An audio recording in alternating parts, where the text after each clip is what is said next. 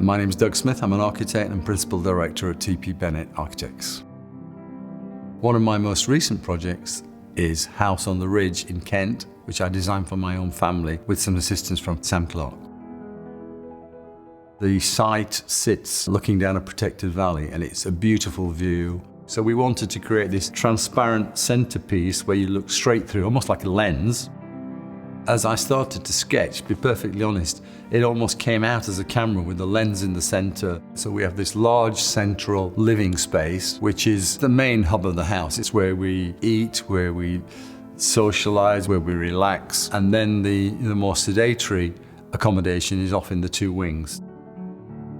20 years ago, I started attending a number of Passivhaus conferences. The concept is really quite simple. It's like wrapping a tea cozy around a building. It's very highly insulated. You need it to be airtight. You need to manage the air in and out as well. You have to consider things like the orientation of the building, the aspect of the building. So you need to manage also solar gain and solar shading.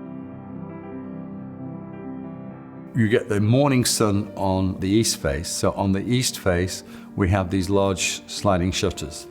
The shutters are made of Siberian larch. They are 3.5 meters high and they slide manually.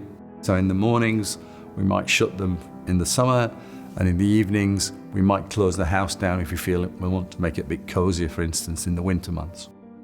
The play of light and the flooding of light in from these large windows we have on the east and the west face make it a very pleasant place in which to spend time. I've always had a love of concrete. Whilst it's not particularly environmentally friendly in terms of the production of the concrete, once it's there, it's very sustainable because it's got great longevity, and once the building's heated up, the concrete holds that heat as well, which is also very useful to have this even temperature that we're able to achieve in the Passivhaus. We'd be the first to accept that this house is very much a one-off. However, the principles are exactly the same. Basically, we consume a lot of energy, and the Passivhaus concept allows us to reduce that consumption and also not to waste it.